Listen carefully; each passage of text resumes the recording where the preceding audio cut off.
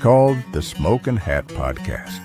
Who's going to win this battle of the lumberjacks? Yeah, controversy is just good. By no account is any of this true. International politics. Oh, but you have to be aware of the optics. You gotta be aware. And dude, I don't really wash my hands ever. we lost a significant amount of our deposit. Those who have perpetrated this hoax. History.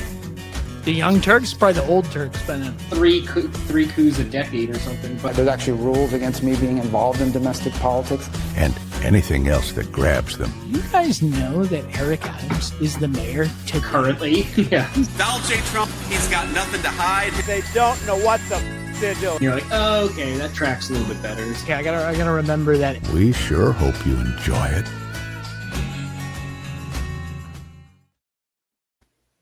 I like it. Farmer Jimbo, we were talking about the Ole Miss game this weekend. Did you go? Farmer Jimbo? Is he alive? Yeah. Did we lose him?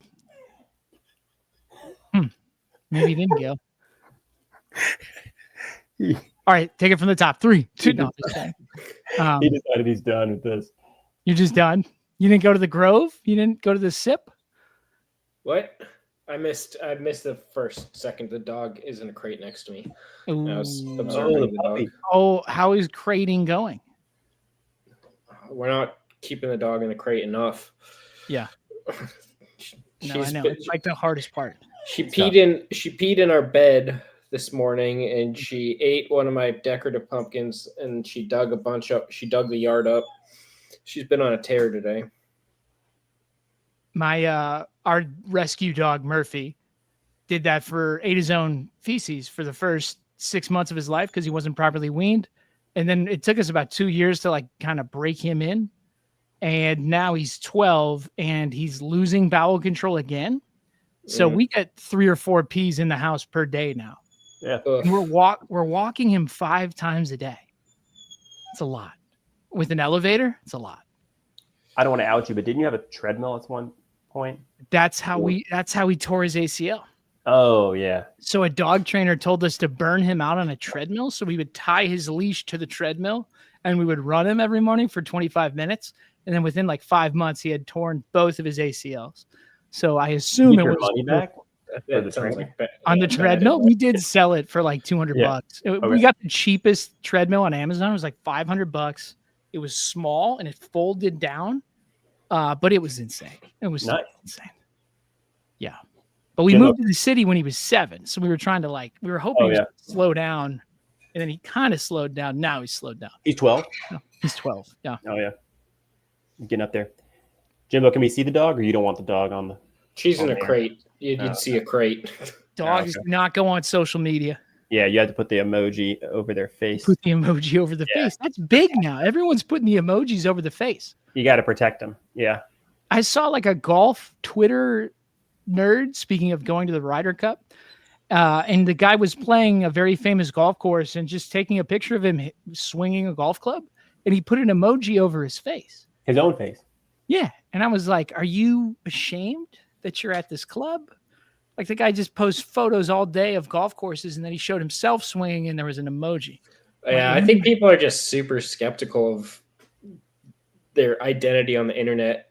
Like I'm on this Reddit for bike fit where people post questions about like how well their bike fits them. And so they'll post, you got to post like a 10-second video of you on your bike, usually on the indoor trainer. And like half of the people are it's just a person riding a bike being like, do you think my saddle should go like 2 centimeters lower?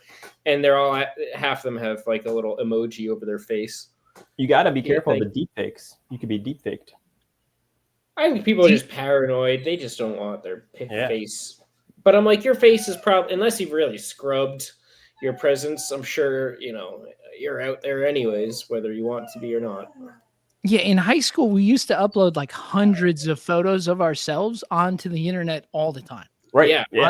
Yeah. And then the Facebook started recognizing everybody in the photos, and like, by the time our generation we will be the fodder for deepfakes for millennia. Like it'll just be like 2010s, late 2000s deepfakes forever. Did you ever hear the Norm Macdonald joke about this? No, but I love Norm Macdonald. He's like, back in the day, everybody had one photo of themselves, and it was your grandfather, and he had come in from the farm, and he was like, I got to get back to them hogs. Take the photo. And there's one photo of your grandpa holding the hogs. And he's like, in 50 years, people are going to be like, do you want to see 20,000 photos of my grandpa? Yeah. Yeah. Legend. R.I.P. Best to ever do it. Yeah, dude. Absolutely. Did you see the Theo Von thing? He bombed really bad. Yeah, he bombed really badly. He got used in the ICE video last week. Yeah. The intro for it. And then I guess he was at the Beacon Theater shooting a special like Sunday night or something. Mayo Yiannopoulos, that guy. Oh, yeah. For some reason. And like live tweeted the whole thing. And yeah, it didn't seem great. People started walking out apparently. Ice thing intentionally, or he took a clip. Yeah, he posted like a video that said, "Sorry, you're deported." Or like you got deported, bro, or something. Yeah, I don't know what the context of the original clip was, but then ICE took that and put it into their like fucking Pokemon video. Man. Oh, it's There's dark. some overzealous meme lord running things there. And then he posted on top of it, like, I do not approve this. You have to take this down immediately. And I think they did not take it down immediately. So. Mark Maron roasted him pretty good. Do you see the thing where it's like if Hitler was alive today, he'd go on Theo Von's podcast. Yeah. And Theo Von would be like, Hitler, like, you guys were doing meth all the time, right, bro? That must be so crazy, bro. Did you really even hate the Jews, or was it just the meth, bro? Right. And the thing was, he's like, what's up with the Holocaust? And he's like, I get it. I think, yeah. I think, you don't get it. Yeah. His like thing is his thing is like a lovable buffoon, like just sincere, salt of the earth. It's like, come on, man. You're too online for that. You cannot be an influencer and salt of the earth, like genuine good old boy. Like, you just can't be both of those things. His full name is Theo von Kurtanowski III, and he's a descendant of a Polish count. Something strange, but he's also from poverty-stricken Louisiana somewhere. So he's an interesting fella. Oh man. Yeah, so O'Reilly, did you ever get into the Theo Von verse? No, I watched one with him. It was like whenever the liberal like Democrats try to like go on these podcasts, I feel like they like bubbles up into my world. Like, oh, Pete, like Buttigieg did it, or whoever, and it'll kind of come up into like the other outside, because I'm not in the manosphere totally. You're not, or you are? Well, I'm in it now. Yeah, I was gonna say you're doing Huberman. You're watching Huberman Labs, and you're making everything super efficient, cold plunging. Yeah, got you. Those new 5 protein bars, the Dave bars. Is that what it is? But I think these guys, they all do the same move, which is like, they're like, I'm just an idiot. Like, I don't know anything. But like, actually, they have like $1 million research budgets to like know exactly what they're saying, right? But it's very. I always wonder what Rogan's research budget was, because James knows I used to be a heavy Rogan user. Oh yeah, when we were at Syria Direct, I was listening to a ton of Rogan, and then kind of while I was still teaching in Denver, I go way back. Yeah, like episode 500, I was there, and then I drifted away kind of as he got a little crazier. But it seems like he would have a research budget, but he kind of doesn't. He just has that guy, right? The Jamie pull that up guy. Yeah. And they're just live Googling very complex, complex topics. It reminds me I should watch this again. The thing Tim Heidecker did with Joe Rogan with what's his face? Those two guys, the two other comedians as the guests. Yeah. Oh man, that was so good. And he had the Fuddrucker sign behind him. Yeah. And they were like the what did they call it? The mallet. What were they trying to find? The amulet. Yeah. And then they finally found the amulet, and they were just ripping for an hour on the journey to find the amulet. It was great. Oh, man. You got to see this one. Oh, yeah. Let me bring it up. Pull that up, Jamie. Pull what? Oh. So you guys are going to get into this, I'm sure. Keenan, but you're your Fort Bragg. Fort Bragg's in the news again. Oh, what happened?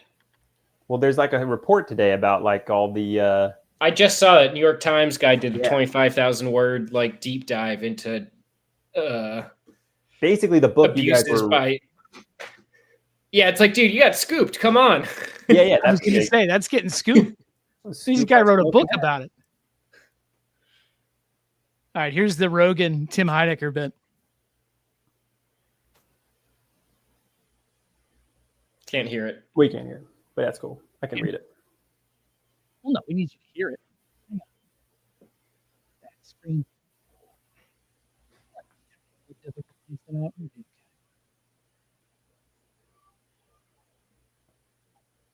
All right, share screen.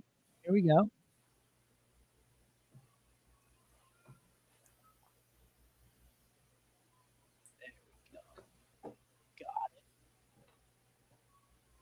How about now? It's gotten really crazy. Well, we'll get to that. Okay. But Jeremy Levick. No, there's no problem with that. Jeremy Levick here.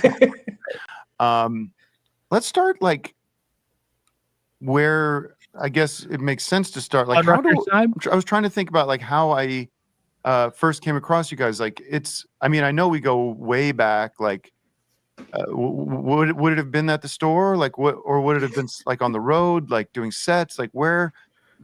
Huh. Well, I couldn't put it. It could have been the store. It might have been the store. Store. Yeah. I feel like I saw you in the green room back there one time, like before. That could be.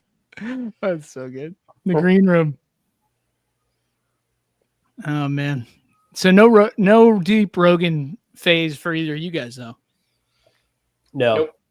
Well, I've it's healthy. Well, what was the Fear Factor? Okay. Oh, for me, it's news radio. I go all the way back to news radio. Phil Hartman. Oh, is that the David Spade show? That's Just Shoot Me. We were a big NBC must-see TV Thursday family. News radio was, it's about a talk radio station, and Joe was the maintenance AV guy. He had hair. Anyway, Andy Dick was in news radio. That's right. There you go. News radio. I gotta check this out. Okay, so wait, you're telling me there's a whole new Fort Bragg story just dropped? Oh yeah. All right. Did you read it? No. Okay. I don't read the whole thing, All but I read the headlines. And it was like mostly about Afghanistan, but then Fort Bragg, there's a whole section about it. We'll get into it here because Hegseth reminded me a lot of the Fort Bragg stuff. Did you anyone watch the Hegseth and the Trump stuff today? Just clips. The meeting of the top generals? Yeah.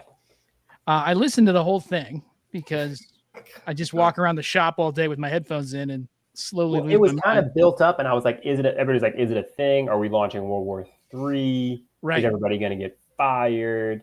And I think they actually just wanted to tell them to like be tougher. Oh, which is we got some sick clips. All right, here we go. This was beforehand. So Hegseth all fired up. There was an article about Hegseth that I don't have here saying that he's growing more manic and that people inside the Pentagon, he's like not talking to anyone anymore. He's displaying some signs of some things, but unconfirmed. But I think it was in the Daily Beast that he's getting more manic. But okay, we got the meeting convened by Hegseth to discuss how the military is doing, Trump said. So he called in every general all around the world to find out how the military is doing. That's how you do it. It's logical. Amazing. Check it out. He said it's really just a very nice meeting talking about how well we're doing militarily, talking about being in great shape, talking about a lot of good, positive things. It's just a good message. So he seems to already know that the military is doing well before he convenes the meeting. Nearly every general and admiral in the U.S. military, including many abroad, will be required to report to a military base in Quantico, Virginia. This was great. We just have some great people coming in, and it's just an esprit de corps. Oh, yeah. Is that right? Yeah. Trump said that's what it's all about. We're talking about what we're doing, what they're doing, how we're doing. Amazing. We should all talk about how we're doing more. We should, and we should make everyone come in person to find out how we're doing. So it started off, Hegseth went on stage first. So it's Quantico. Is that the FBI? Yeah. Or is this a military? And Marines. and Marine. Oh, it's Marines too. Yeah. Oh yeah, he had a big patent flag behind him. He did. All right, here is Hegseth's first. I have like 4 Hegseth clips. Here we go. Foolish and reckless political leaders set the wrong compass heading, and we lost our way. We became the woke department, but not anymore. No more identity months. Nice cut. PEI offices, dudes in dresses. Camera 2, camera 3. No more climate change worship. No more division, distraction, or gender delusions. No more debris. As I've said before, and will say again, we are done with that shit. Whoa. Removing Whoa. Buddy. Clear Camera, from the camera hip. 2. leaders to be leaders. You might say we're ending the war on warriors. I heard someone wrote a book about that. It was Did him. he write that? Is that his book? Oh yeah. If you're wondering who wrote the book called The War on Warriors, here's the review from the Washington Post. There's little in The War on Warriors that suggests that Hegseth was expecting to someday become the Secretary of Defense. The book includes no advice for how the military should retool to confront a rising China or a revanchist Russia, matters of major concern in the Pentagon. Hegseth doesn't share any thoughts about how to fix the Defense Department's bloated and over-budget weapons program. His overriding focus, like that of the president's, is on fighting internal enemies, the cultural Marxists, social justice saboteurs, and feckless generals whom he repeatedly accuses of lowering military standards, dulling its warrior edge. These are the people Hegseth blames for America's defeats in Iraq and Afghanistan, busy killing Islamists in shithole countries, and then betrayed by our leaders. Our warriors have every reason to let America's dynasty fade away, Hegseth writes. Leftists stole a lot from us, but we won't let them take this. Time for round 2. We won't miss this war. The War on Warriors. Okay. And then we got into a little FAFO. FAFO's really having a moment. I feel like I was not aware of FAFO a year and a half ago. Now FAFO is all over. Then you found out. Found out, baby. All right, let's see here. Other words, to our enemies, FAFO. Now, what was great was throughout Hegseth's speech, right? The generals, I think, are told, don't clap, don't react. They're not supposed to, when they're at the State of the Union, they just stare straight ahead. They don't do the clapping and standing for the different things. So he's got all these applause lines that I'm sure kill at a Trump rally, or maybe if he's just like in front of regular soldiers, but he would kind of hit these lines and then it would just be quiet. And you just kind of look around, and he's got kind of a presidential thing. I saw a few people today saying Hegseth 2028. Yeah, he wants to run against Vance. Yeah. Oh yeah. So we got some That FAFO. would be funny. Yeah, some really good choices I think we're going to have in 2028.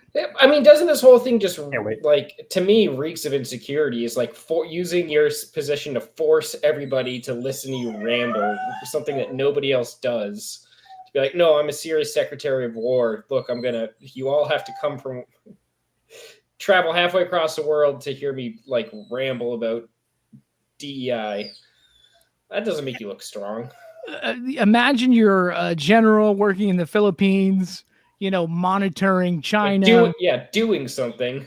Doing something. Like you're keeping an eye on those islands that they're always shooting water guns at each other, and the Philippine Navy is there. And there you go. And they say, hey, get on a plane, come back. And Pete Hegseth is up there plugging his book. Now, I wanted to contrast the FAFO with McChrystal from his battlefield memoir. And McChrystal was the head of special forces, right, James? I'm trying to remember.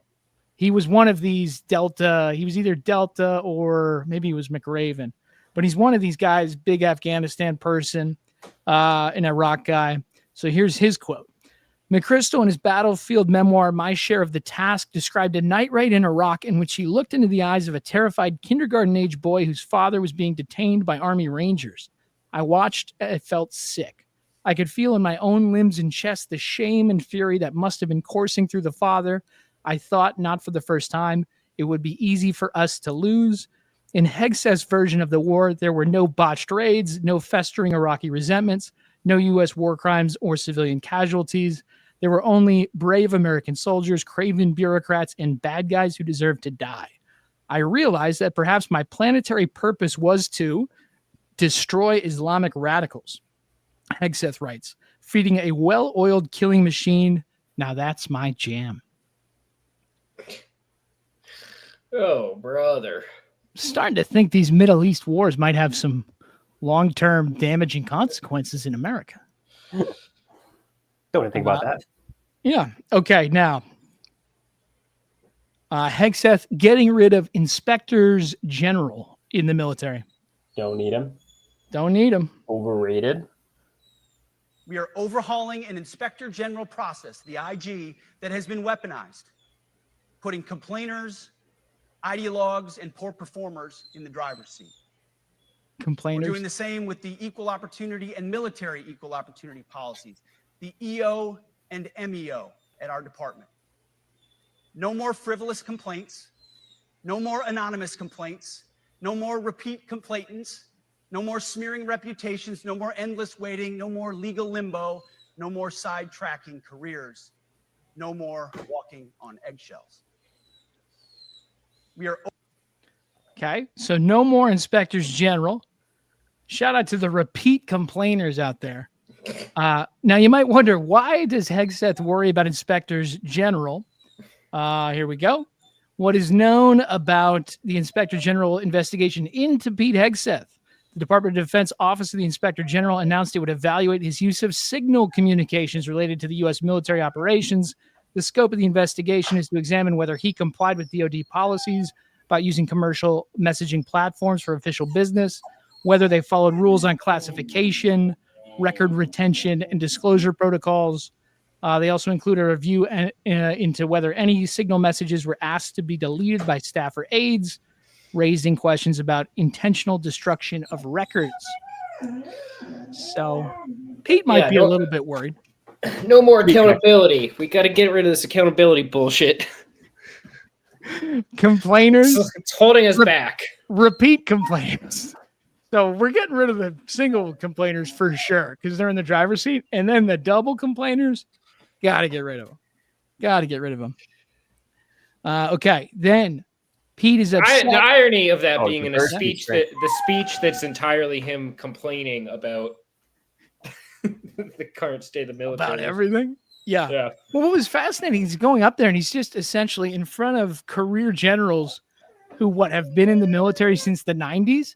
Yeah. Telling them how horrible everything has been. And how it's a spirit decor. And as we'll see later, Trump called it spiritizing. And they're just standing up there trashing the last 30 years of U.S. military history, which I'm not saying is really a glorious path, but I think the reasons for that are probably more complicated. Okay. He's upset about the phrase, our diversity is our strength. many ways. Just a reminder, this is a man with a Crusader tattoo on his chest. Anyway, we'll continue. It's not their fault. It's not your fault. As foolish and reckless as the woke department was, those officers were following elected political leadership. We're really leaning into the woke entire department. generation, generals and admirals were told that they must parrot the insane fallacy that, quote, our diversity is our strength. Of course, we know our unity is our strength. They had to put out dizzying DEI and LGBTQI plus statements. They were told females and males are the same thing, or that males who think they're females totally normal. They were told that we need a green fleet and electric tanks. They were told to kick out Americans who refuse an emergency vaccine. They followed civilian policies set by foolish and reckless political leaders. But in many ways, it's not. Okay. Not a big diversity guy here from Pete. Now, this whole merit-based obsession that they have, how do you think Pete stacks up historically among secretaries of defense if we're looking at merit? I saw he Secretaries of War. He can't do a pull-up. Really? Yeah, there's a thing with him and RFK being like, we're gonna do this whatever exercise challenge, and they're all just doing like half bullshit half pull-ups. Well, I gotta side with Pete here. If you have a strong chest like I do, it's tough. It's tough to get that up. Like wide grip? Those are hard. Well, it's not that. It's that they're like not going all the way down. You're not getting full extension. And I know because I just installed a pull-up bar and I was doing them. I was like, this isn't so bad. But then I was like, you know what? I'm not started. You know what I mean? If you don't go all the way down, you're not engaging your core and back muscles. Yeah.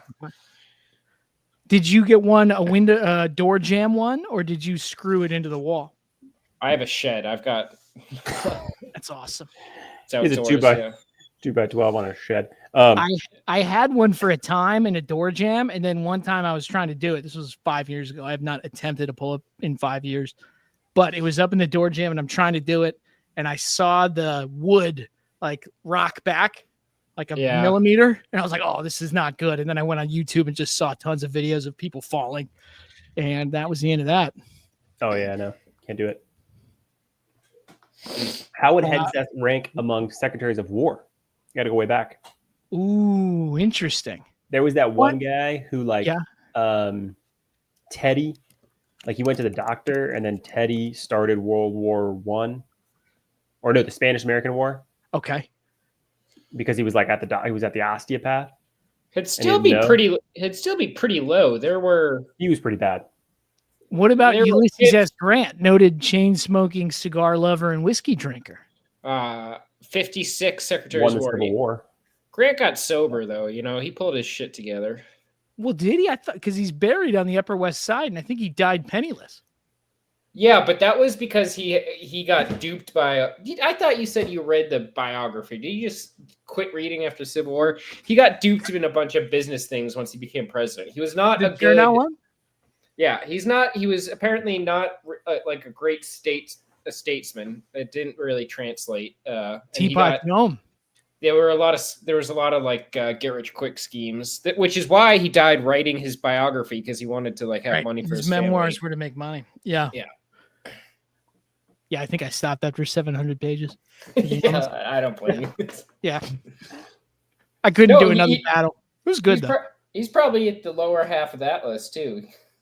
I'm getting to a point, and maybe it's the phones or maybe it's everything, but if it's a 1,000-page history and you're going to give me the blow-by-blow, it's tough. If I'm 400 pages in, I'm like, I think I got it, and I bet there's more of the same, and I don't know if I can do the next battle.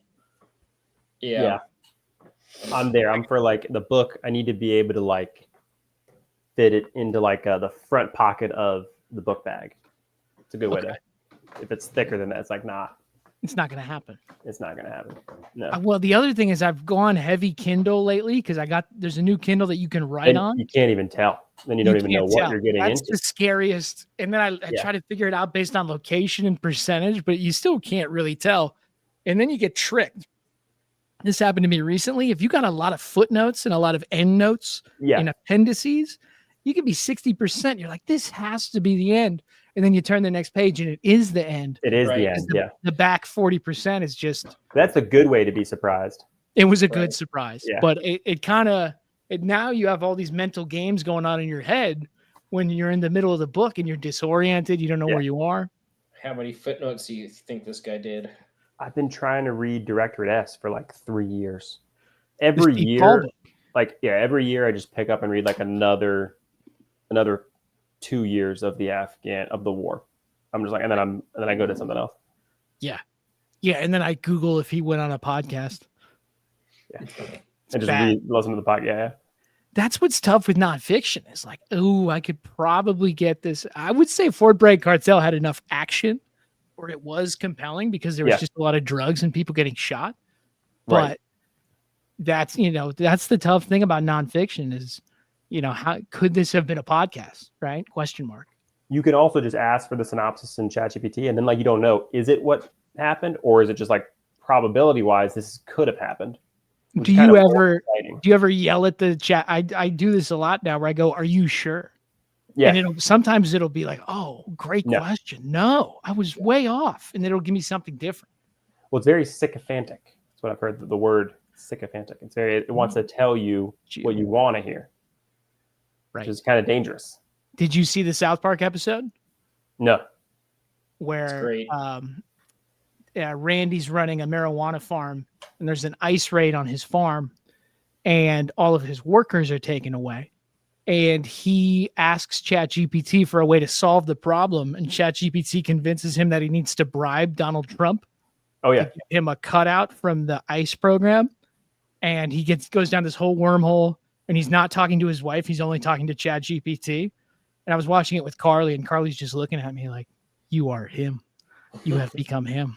Because I just sit in the shop, and like when something's broken on like the printer, I'm just like yelling at ChatGPT. I'm like, "Why is this happening? It's not working."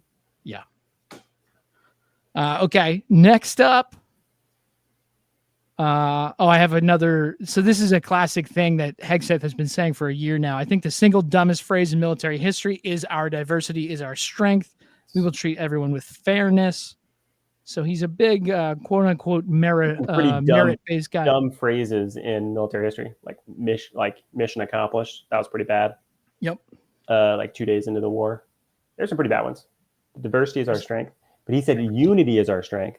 You're saying diversity is the opposite of unity. I think he's just confused about the word. I think so. I think diversity's tough right now. I think that word is having a hard time. Yeah, it's a tough year for diversity. Tough. If one of those Google charts for diversity, it's got to be in the dumps right now. Like the DEI profession, it just it went hard and fast, then crashed. Yeah. Did you ever have a lot of DEI training kind of post 2020? Oh yeah. Yeah. How do you, like once a month, once a year? What was your rhythm with that? Like once a year, I would say, which is probably the low end. But my school had once a month for a year there, and they were very well intentioned. I'll just say that they were. What happened now, though? They're just like, we're done with that now. I think so. I think a lot of that, there was a lot of money around post-COVID for schools to do a lot of things. Yeah. And now I think all that money is gone. Yeah. Yeah. Okay, here we go. Getting rid of retention records. Interesting. Seems like a guy who does not like people digging up his past. Documentation. Earnest mistakes for your entire career. And that's why today, at my direction, we're making changes to the retention of adverse information on personnel records that will allow leaders with forgivable, earnest, or minor infractions to not be encumbered by those infractions in perpetuity. People make forgivable. Mistakes. Starting with specific records related to a specific individual. Otherwise, we only try not to make mistakes, and that's not the business we're in. We need risk takers and aggressive leaders and a culture that supports you. But you should not. Okay. The whole forgiveness thing, there's such odd, like bizarre morality wrapped up in all this. Like forgivable, we're actually forgiving. Like this is actually the moral thing to do, is not to hold sins against people forever. But I imagine played out though. Like, do you think Hegseth is like, I need to run in 28. So I need like a big stage. Let me do something big. Pitches it to Trump. Trump's like, great idea. But then curveball, he's like, I'm going to talk too, which totally overshadows Hegseth. So he's probably a little pissed off about it, right? Well, it could be presidential, but I imagine because he didn't go that far in the military, he probably sees himself as a victim. He probably thinks that he should be one of the guys down there. But there might have been a thing he did somewhere that was held against him. And they tell, when that stuff happens in the military, they'll tell you like up or out. And if you're not going to go up and you're 10 years in, you should leave because you're not going to go any higher. So I just wonder how many of these guys are just playing out their own personal grievances in a suit in front of a patent flag. Okay, last one. No more dudes in dresses. And then I got a big question about Pete's psychology. This administration has done a great deal from day one to remove the social justice, politically correct, and toxic ideological garbage that had infected our department. to rip out the politics. How long do you think he rehearsed that hand gesture? I used to do forensics, and that was always a big thing. And it would be like, you know, I did the Martin Luther King speech, and there were like moments where the judges were looking for gestures. And like this right here, I mean, this got done in the mirror a couple times right here. The politics. Hang on. That had infected our department. To rip out the politics. Out. No more identity months, DEI offices, dudes in dresses. No more climate change worship. No more division, distraction, or gender delusions. No more debris. As I've said before, and will say again, we are done with that shit. Loving it. That's like an applause line, though. That just was exactly. Yeah. Into silence. Yeah, it's awkward. They're like, why? They're like, still like, why are we here? They can't believe they're there. All right, so here's my Pete Hegseth thought. A lot of people are trying to figure out why Iraq and Afghanistan didn't go well.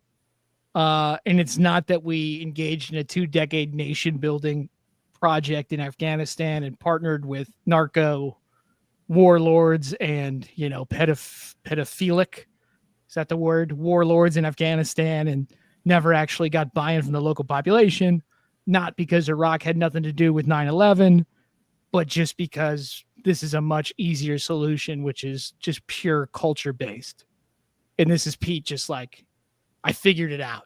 This is why it didn't work. It's not a million complicated reasons that are incredibly difficult to fix and are probably like, actually, we just made big, grand mistakes and nothing could have really gone well in those scenarios. But we're just going to talk about dudes in dresses. Yeah, scapegoat it. Come on, that's easy. Yeah. Are you angry at somebody and do you have a problem? Well, why don't you solve It's also like two problems at once?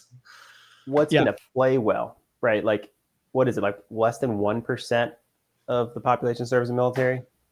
Like, like 1% of those people actually have military combat experience or like are, you know, fire weapon in anger or whatever it is, like special forces. So like, if you focus on like the technical, like deep in the weed stuff of what happened in Afghanistan, Iraq, like that's only going to appeal to, yeah, like nobody knows the minor amount of people who actually did combat tours. But your average Fox News viewer is like, soldiers good, dudes in dresses are bad, slam dunk. Like, it's easy. Like, we're defending soldiers against the woke mob. It's like easy. Just and I mean, there are a lot of, I'm sure, very bitter, resentful veterans of the Iraq and Afghan wars who feel like they were lied to, and that's manifesting itself in a ton of different ways in the society right now. But before this Hegseth stuff, we had, like, Petraeus was sitting with Jolani last week in New York. We had like the warrior philosopher thing, and it was who's read the most Sun Tzu, who's read the most Machiavelli, right? These guys were thinking about, you know, how can we do the surge and how can we win hearts and minds, and like all of that is gone now. It's just like dudes in dresses, pull-ups, right? Yeah. But I mean, you still have it in the, I mean, like the kind of officer corps is like, I mean, a lot of these, you know, if you work on like the Joint Chiefs or something, it's like these guys all have like master's degrees from MIT, and they're like Rhodes, like they're very like those like intellectual types who are sitting there, like, but they have no influence now in this administration. I think. Yeah, I had a professor in grad school who had taught at the Army War College, and I was never quite sure what was going on there, but I think it was that kind of stuff. It was like reading about the Battle of Waterloo and thinking about Napoleon's tactics and philosophy. Right. And I'm not sure, actually, you know, maybe that's relevant, maybe that's not, but it is like an intellectual grounding for something, as opposed to there's too many fat generals in this room right now. Classic problem. Okay, here's Donnie before the speech. He did so much stuff today. He did a pregame press conference before he got on the helicopter. He went and did the speech. He came back, He said they're going to lower drug prices by 1,600%. I mean, Donnie had a big day. This is him before. Trump RX. Got to get into Trump it. RX. Med beds. We'll talk about that. The Department of War in this address. Why gather all the generals in one place for a speech? Well, this is only an esprit de corps. You know what esprit de corps is? This is only a spirit. We're going to be talking to him. Pete Hegseth is talking right now. I'm going to have to leave because I have to talk to him. But these are our generals, our admirals, our leaders. And it's a good thing. A thing like this has never been done before because they came from all over the world. And there's a little bit of expense, not much, but there's a little expense to that. Little We don't expense? like to waste it. Would rather spend it on bullets and rockets, frankly. Would you? This was the one time we had to do a great spiritizing. It's going to be great. I've seen it already. We have every general, every admiral. We have great people. We have our real warriors over there. And when they're not good, when we don't think they're our warriors, you know what happens? We say, you're fired. Get out. What a pivot right at the end. We're spiritizing. And then we're Esprit de corps. firing. Do you know what that is? And then if we don't like you, we're going to fire you. What I do love about Trump is though, like he can't help himself if he thinks something's kind of BS, like so you can tell. Right. So he'll be like, it costs a little bit of money. It costs a little bit. Like he can't hold it back. He can't stick to I know what you're going to say. I know you're going to ask about why we flew everyone here. Also, like someone said, like, don't mention the cost. Like I was like on the bullet, so we had to talk about it. Like just a little bit of money. It's like no one asked that question. Yeah. It did occur to us, but nobody asked that question. Yeah. Yeah. Oh, so good. Okay, then Donnie went. And honestly, Donnie was a lot sleepier than Pete was. He's not that into it. It was hard to tell. I wonder what his sleep regimen is. I wonder how his mornings are. He doesn't sleep. You think? Well, apparently he tweets at like 2 a.m. Yeah. The true social posting. Do you think we'll ever find out what Kavfefi meant? No. Kavfefi. Well, did you see the one this week of the fake Laura Trump Fox News segment that he retweeted? So there's a fully AI Laura Trump segment on something called med beds, which is like a Q thing. It's these beds that cure you of all your ailments. And there was an AI video about it. Oh, I did see this. And he tweeted it and then he's 10 in minutes later deleted it. He's in it talking, and it's AI. He never did it because it's not a real thing, but he retweeted it and then deleted it 10 minutes later. And it's him saying, like, we're going to have these available for everybody. Everyone who needs a med bed is going to get one. And it wasn't a thing that ever happened. It's interesting, like, to compare that, which is like a non-news event, even though it's like insane, to like the auto pen conspiracy. Oh, he called Biden auto pen like 4 times. Yeah, like the auto they pen. made Like that it's like his presidential portrait, I think. like They, Trump or was that tweeted fake? a thing he didn't say that didn't happen, thinking he did do it, and then it was like Biden might have used like DocuSign a couple times. How many people have access to the account, right? Because there are those Stephen Miller tweets that are like a little bit tighter, so less fat on them, and then there's the definite Donnie tweets. And then there was another retweet of like gold. It was just gold this week. And it was all these gold trinkets in the Oval Office. And like, did Donnie like make that video? Did he tweet it out? How did this happen? Well, there's Stephen Chung is the other guy. The big fellow. Yeah, he's into the he likes the like he does a lot of the ASMR. AMSR, how about ASMR? This kind of thing? Yeah. But like racist NPR? ones. Really? Yeah, like they did the ASMR of people being deported. Oh, the CCOT chains and stuff. Yeah, like they've done, like he's into that stuff. He's like, so yeah, you're right. There are flavors to the White House. Yeah, so maybe three password holders. And I saw a video of a woman of him dictating one to a young lady who was then typing it up, which I think we talked about. All right, here's Donnie talking about. We'll see. Fantastic job. I've never walked into a room so silent before. This is he just can't help himself. You know what? It's great. And if you want to applaud, you applaud. And if you want to do anything you want, you can do anything you want. And if you don't like what I'm saying, you can leave the room. Of course, there goes your rank. There goes your future. Just feel nice and loose, okay? Because we're all on the same. Nice and loose. I'll fire you. I'll kill you. You won't hear a murmur in the room. I said, we got to loosen these guys up a little bit. So you guys have a good time. Thanks. Fantastic. He's so funny if it weren't He's so funny. Yeah. if it weren't terrible for everything. Did you hear the? I don't have the clip, but the N-word clip. Oh yeah. And he's like, "There's two N-words you can't say, and one of them's nuclear. Yeah. You can't say nuclear." Yeah. I mean, that's like one of the funniest things anyone's ever said. Definitely the funniest thing a president has ever said in front of a room full of generals. You know, every once in a while he rolls out a banger. All right, it got a little bit sinister. So here's some sinister clips. Important mission. And I told Pete, we should use some of these dangerous cities as training grounds for our military, National Guard, but military. Memphis, coming for you, We're Jimbo. going into Chicago very soon. That's a big city with an incompetent governor, stupid. They threw him out of his family business. He was so stupid. I know the family. The He Hiltons. becomes governor. Got money. Not money that he made. Maybe the He height. ran for governor, he won, and now he criticizes us all the time. And last week they had 11 people murdered, 44 people shot. The week before that they had 5 people murdered, 28 people shot. Every weekend they lose 5, 6. If they lose 5, they're considering it a great week. They shouldn't lose any. Very important. Seems tired, doesn't it? Yeah, he seems tired. Yeah. Yeah.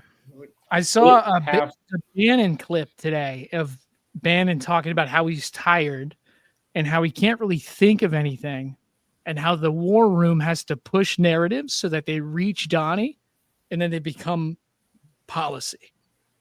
So like Steve Bannon's out here, like this guy is unable to, come up with original thoughts. And if we push hard enough in the podcast, it will reach his world and then it'll become a policy. Well, it's like if you think like sense. You ever seen that like picture of like Obama in like 2008 and then in 2006? Obungler? Obama. He ages like 50 years. Yeah. And it's like Obama at the beginning. It's like it's a meme. It's like Obama 2008, and then the second picture is like the Grim Reaper, and then the next one is a Big Mac, and then it's a Big Mac 2008 and a Big Mac 2016, and it's the same, and then it's just Trump, and it's the same. It's like Trump is the Big Mac of presidents, where like he just doesn't. Age, that video of like the cheesburger in a case for a year. Like, it just never. No mold. There was organic vigor to lose. Like Trump has enough like somehow like shelf stabilizer in him that like he just doesn't nothing. Like how? Yeah. He's like a little tired. It's been 10 years of ruining our country. He's just a little tired. Since we've started having children and like we have to maintain food in the house, I had a phase where I was buying artisanal breads and things. Yeah. But they go bad so quick. Right. Yeah. So I'm a Wonder Bread guy. 100%. We got the Wonder Bread. It hangs out in the fridge for weeks. Yeah. It doesn't change at all. And I used to have this thing where I was like, no, you should buy the artisanal bread. Yeah. And now I'm running into the reality of why they started putting insane amounts of chemicals and like, what was that thing with Subway? They put the yoga mat squishy chemical into the Subway bread, but that bread was good. That bread was squishy. Yeah. It bounced right back. Okay. Next one, Donnie forcing himself to relate everything to real estate. There's been no fight. Like what I called the Gulf of America, because to me it was always the Gulf of America. I could never understand. We have 92% of the frontage. And for years, actually 350 years that were there before us, it was called the Gulf of Mexico. I just had this idea. I'm looking at a map. I'm saying, we have most of the frontage. Why is it Gulf of Mexico? Why isn't it the Gulf of America? And I made the change and it went smoothly. I mean, we had a couple of fake news outlets that refused to make the change. And then one of them, AP, took us to court and we won. And the judge, who was a somewhat liberal judge, said the name is the Gulf of America because AP refused to call it the Gulf of America. They wrote, they're not a good outfit, by the way. They call it the Gulf of Mexico. I said, no, the Gulf of America. It's like his brain cells only rub together out of spite. There's a room full of generals from all corners of the earth. and he's talking to them about the frontage on the Gulf of Mexico. There's no way we have 90% of the frontage. He also acknowledges he's like, they were there first because they were there 350 years. That they were there first. Oh, is that what he said? Yeah. Technically, coastline is infinite. Also, you can't really divide it up because. Is that right? Is that right? Is that right? Well, like if you could always find another little tiny bit that goes in like inlet. This. Yes, inlets. Oh, okay. That's a good. Yeah, interesting. We took Texas from them, so there's that. Right. So. Well, and like, was Mexico a country name or was it like a region name? 92%. Right. The Yucatan's huge. Yeah, it comes all the way around. And it goes down. Right. Right. There was a statistic that I think maybe isn't true, but I told people for a long time. What state has the most coastline in the United States? Alaska. No. Rhode Island. And this might not be true, but this is how I tell it to people. Rhode Island, the ocean state. Ooh, that's not bad. James, any guesses? Wait, what's the question? I was looking at the coastline paradox. It's a good one. Oh, it's a good Wikipedia page. Geography question. What state has the most coastline? Alaska. No, Michigan. Oh, wow. Don't you? Yeah, you kind of groan, and then I'm actually not sure if it's true. According to the coastline paradox, that's impossible to prove. Yeah, because it's a fractal curve. No state. Yeah, they all have infinite coastline, or none. Can we round off? Can we come up with an approximation based on, whatever a mean of? No, it's a fractal curve. This is what I love about debating. No. I've learned is like you just learn one phrase that no one knows what it means and say it confidently, you can win any debate. Like if you're like, oh, it's actually not true because coastlines are a fractal curve, so you can't measure their length. And people are like, what is it? I'll push. What is a fractal curve? Well, it's a characteristic of fractal dimension. Okay. Yeah, but we'd have to get into gradient descent, calculus. Oh boy. I did AB. I didn't get into BC. BC. Yeah. That was those are the two different. I don't know if everyone had that, but we had really good calculus. There were two different calculuses in high school, right? Yeah. I took the easier one. So empirical, this is how to think of it. Empirical evidence suggests that the smaller the increment of measurement, the longer the measured length becomes. So if you were going to measure the stretch of coastline with a yardstick, you get a shorter amount of coastline than if you were to measure it with a ruler that has centimeters or something. Okay. And so we get down to the pixel level and we're moving in and out and we're zigging and zagging. Yeah, exactly. Okay. Jeez. Didn't know. You can always add more vertices. You can always add vertices to your polygon, right? I think we're getting rid of vertices. I think Hegseth. Oh yeah, Hegseth. Yes. They're gone. No more vertices. Yeah. Okay. So anyway, we kind of glossed over. Trump said he's going to use America as a training ground for the military. And then we got the enemy within. We haven't even started yet. Last month, I signed an executive order to provide training for quick reaction force that can help quell civil disturbances. And this is going to be a big thing for the people in this room because it's the enemy from within, and we have to handle it before it gets out of control. It won't get out of control. Once you get involved at all, they all joke. They say, "Oh, this is not good," and we haven't even started yet. Okay, yeah, that's dark. So enemy within. So it was something I wanted to bring up about the cities. Did you see the videos in Chicago of the delivery guy getting away from the? Yeah, that's pretty epic. The bike guy. So they're in, I think it's Michigan Avenue or the Miracle Mile. It's the nice part of Chicago. Yeah. They're not rolling into the South Side. They're not down by Midway Airport. They're not in the neighborhoods. Yeah. They're sitting in these high tourist restaurants, hotels. I don't know what the situation is in DC because DC's not as big. Yeah, it's not like they're east of the river. Well, the National Guard is strictly on the National Mall or outside of federal buildings, and they're not armed and they can't do anything. They're just picking up cleaning trash. up trash, having ice cream. They like sleep. They like stay in hotels. Like it's like bizarre. Sweet. But like ICE, DHS, Homeland Security investigations, FBI, they're all over. But it is interesting because like they do seem to be like they weren't in our neighborhood, Rob, but now they are. But they do seem to be more in high traffic areas. Like they want to be seen is kind of part of, I think, one of the goals. And seen by certain people, right? Yeah, It's if you're actually worried about the murder count, right, you could, I suppose, do a full scale soldier on every corner of every block from like the highway that cuts through Chicago south. Yeah, but they're not doing that. And even then, like those kids, they are just like, these types of kids, they're not scared of fucking anything. They will go up and taunt a cop and then run away. Right. Right. So you're going to end up with some viral videos that probably aren't too flattering. They'll just get clowned on by like a wiry 16-year-old who's like gonna like out juke the guy and then get away on a bike with pegs. Yeah. Doing like a what do you call it? A wheelie the whole way. Right. One of those bikes with no front tires. Yeah.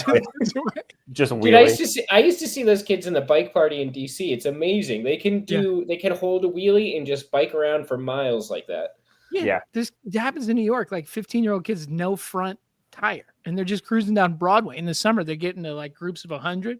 They just go cruising through Manhattan. Yeah. Impressive. There was some awkwardness because apparently Trayvon White, city council member in DC. Oh, yeah. He got reelected, right? Well, famous for claiming that the Rothschilds controlled the weather on Twitter. And then also the FBI sting. Paying the FBI $50,000 or something for like a vote or something. He got like caught up in a sting, but then got reelected after. Is 50,000 the standard FBI sting number? Because that's what they got Homan that way. Yeah, I might have pulled it from Homan. So him and Homan were in cahoots. No, but apparently he like wrote a letter, I think under Biden, like asking for the National Guard to be deployed in the 8th Ward of DC, which then like Stephen Miller like cited in a speech of like, you see, we were responding to a request from the community. And apparently there are some people who are in that area who are like, you know what, this is welcome or whatever. I would imagine that if you live in a high crime neighborhood on the south side of Chicago and you have no involvement and are just trying to live, I don't disagree that there is probably a ton more. It probably starts with much, greater forces and factors than just like mere policing. Right. But in the short term, like, yeah, I definitely understand that. Well, like also they know like the cities do this too. Like in the summer, they have a show of force when, typically there's more crime and like you can guns out. Yeah, you can like abate it for a little while, but like long term, it doesn't do anything. Right. I mean, we could ask deeper questions about why there is so much gun violence, or we could try to police the gun violence away. Well, it's like if you were to take the cost, like what does it cost to reduce a single crime? And then it's like, well, would you spend on the National Guard? It's like a super blunt instrument to just deploy. Like you're spending hundreds of, I don't know, tens of millions of dollars or something. And like the mechanisms of a lot of, I'm sure many, if not most shootings are probably like deeply personal. A thing happened between people that like, there's no way you can monitor the, whether it's gang related or but like just tons of guns and then interpersonal things happening. And then like, I'm going to shoot Jimmy on Tuesday because of a thing that happened. I mean, when I was teaching, there was that stuff going on. And you're like, that National Guard wouldn't even have solved that. Like, they just go around the corner and it happens. So, yeah. But they're I'm also, gonna have to jump off in a few minutes. I got to call my mom for her birthday. Oh yeah. We're at that hour. I gotta go too. Okay. What's your our birthday hours too? Yeah. Birthday. My mom's birthday too. All right. Well, I want to do Tony. We're about to do Tony Blair. Oh, man. Yeah, I was about to do Tony Blair. It's good. All right, hit Tony Blair. Let's do Tony Blair quick, and then we'll get out. All right. Tony Blair has never quit the Middle East. Now he could run Gaza. Okay, so new peace plan. Trump, Netanyahu hanging out. Hang on, I got this one annotated. This wasn't on my trivia card. Tony Blair takes over Gaza. 100%. But I think you'll see that like maybe it should have been on your trivia card. Okay, here we go.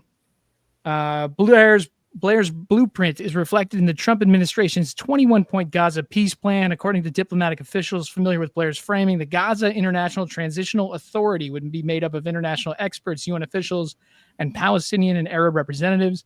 The authority would oversee an executive group of Palestinian administrators and technocrats who would be responsible for the day-to-day running of the Strip, coordinating the Gulf Arab states expected to fund much of the reconstruction effort.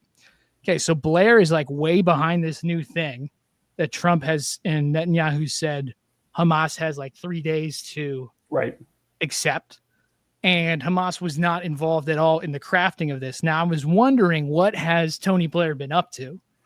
He's been running since he, crafted the Iraq War and presided over all that. He has an institute, the Tony Blair Institute for Global yada, yada, yada. They have gotten $257 million from Larry Ellison, who's the Oracle guy, whose son is buying CBS, Paramount, Skydance, the whole deal, replacing the 60 Minutes or bringing in Barry Weiss to oversee the CBS News division. Here is Larry Ellison at a convention with Tony Blair interviewing him. And here's what Larry had to say. Your body cams will be transmitting that. The police will be on their best behavior because we're constantly watching and recording everything that's going on. Citizens will be on their best behavior because we're constantly recording and reporting everything that's going on. When you come to government and what government's doing, there are artificial intelligence. Okay, we don't need to listen to the whole thing. But anyway, Larry's vision is cameras on everybody. Minority Report. Minority Report. Yeah. Exactly.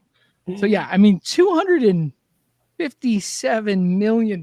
What has Tony Blair been up to? Oh, man. It's good money. A lot of money.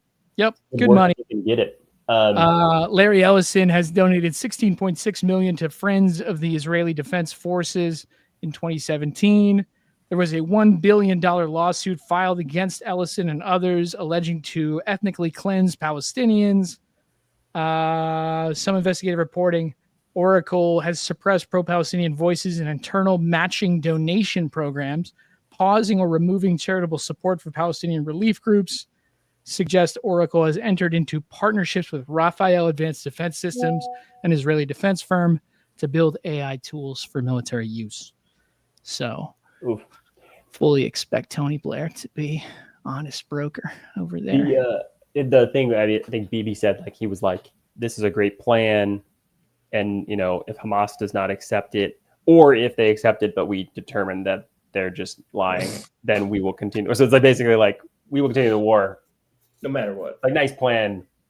And the whole plan, like even 10 years out, they retain the right to just cancel the plan at any moment. Yeah, yeah. And then like all of the carrots that Hamas gets is just like aid. Like you will get food if you do this.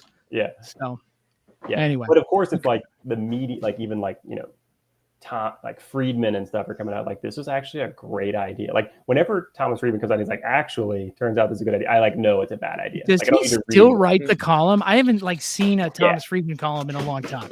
No, he did. He must be out of taxi drivers to talk to at this point. He's like, this is actually a good idea. It's like, now I know it's terrible. I don't need to read the plan. I know. Hell yeah. MBS. All right. Well, next week I have the articles of NATO listed, and I think we should power rank them, but we can do that next week. Article 4 and Article 5 are probably going to be near the top, but it's just about where you put them, really. Those are the big. I'm at all right. But then we're doing an Oxford episode live from the Grove. Oh wow! Live from the Grove. Live from the Grove. Wait. I do want to do one live from the Fudgetown Farms farmers market stand. Got to. Sure. There's no Wi-Fi there.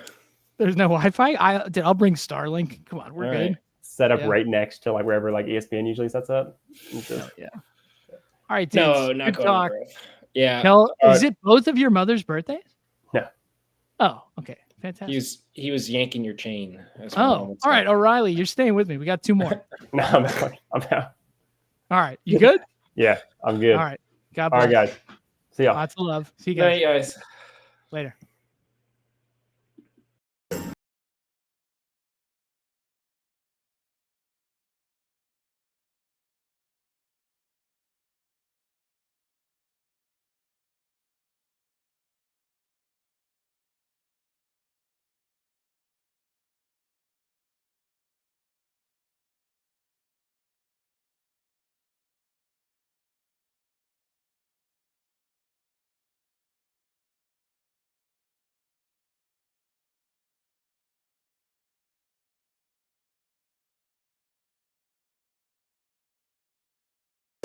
Thank you very much. Thank you very much. You don't want to leave. We'll see you all next time on the Smoke and Hat Podcast.